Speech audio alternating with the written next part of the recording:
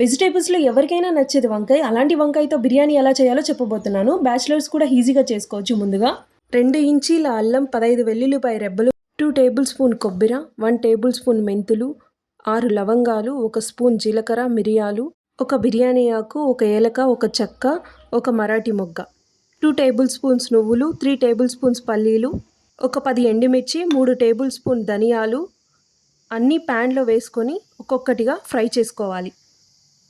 ముందుగా stove on చేసుకొని stove మీద ప్యాన్ పెట్టుకొని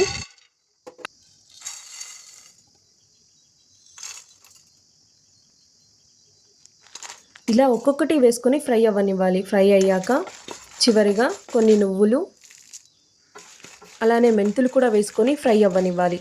స్టవ్ ఆఫ్ చేసుకొని పక్కన పెట్టుకొని చల్లారాక వాటర్ వేయకుండా మిక్సీకి వేసుకొని పక్కన ఉంచుకోవాలి.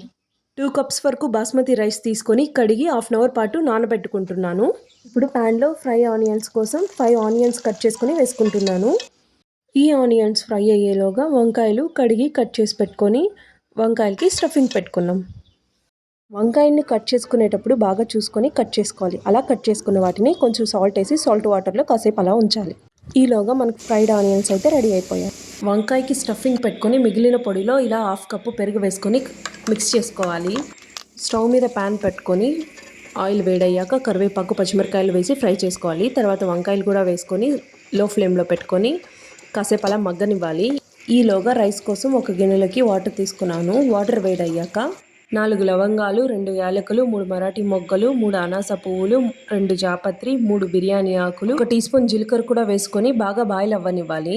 బాగా బాయిల్ అయిన వాటర్లో 1 టీ స్పూన్ నెయ్యి కానీ లేదా ఆయిల్ కానీ వేసుకొని ఇలా సాల్ట్ కూడా వేసుకొని మనం ముందుగా నానబెట్టుకున్న రైస్ని వేసుకోవాలి.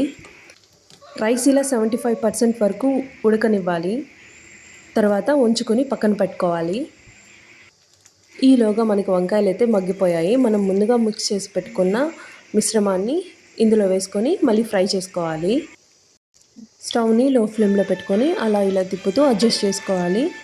తర్వాత ఇందులోనే 1 టీ స్పూన్ పసుపు, అలాగే మనం ఫ్రై చేసి పెట్టుకున్న కొన్ని ఫ్రైడ్ ఆనియన్స్ కూడా వేసుకొని అలా ఫ్రై చేసుకోవాలి.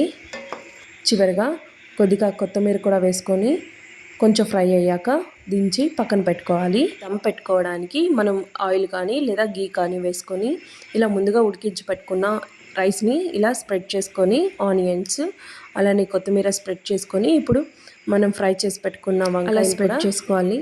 అలా స్ప్రెడ్ చేసుకున్న తర్వాత సేమ్ ఇలానే ఇంకో లేయర్ వేసుకోవాలి. స్టవ్ని లో ఫ్లేమ్లో పెట్టుకొని అలా 15 నుంచి 20 నిమిషాల వరకు మూత పెట్టుకొని అలా ఉడికించుకోవాలి. 15 నిమిషాల తర్వాత చూడండి, మన వేడి వేడి వంకాయ బిర్యానీ అయితే రెడీ అయిపోయింది. ఇప్పుడు సర్వ్ చేసుకుంటే చాలా బాగుంటుంది. మీరు కూడా వంకాయ బిర్యానీ ఒకసారి ఇలా ట్రై చేసి ఎలా వచ్చిందో నాకు కామెంట్ చేయండి.